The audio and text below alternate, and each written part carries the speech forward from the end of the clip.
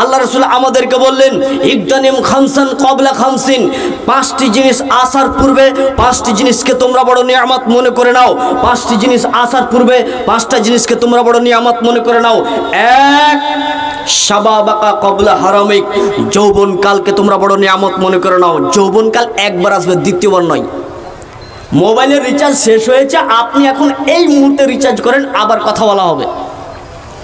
মোবাইলের রিচার্জ শেষ হলে সঙ্গে সঙ্গে রিচার্জ করে নিতে পারছি।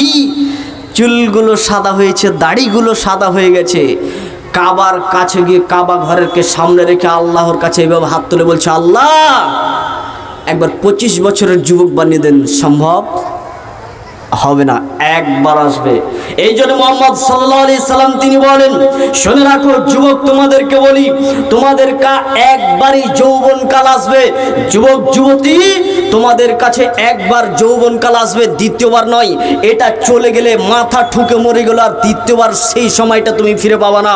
এই কথা মুহাম্মদ সাল্লাল্লাহু আলাইহি সাল্লাম তিনি বলেন যে তোমাদের যৌবনকাল অতীব গুরুত্ব একটি সময়। তা আমরা আমাদের যৌবনকাল কোন কাজে ব্যয় করেছি? প্রথম যেই কাজটা বললাম সেটা হচ্ছে মোবাইল ফোনে।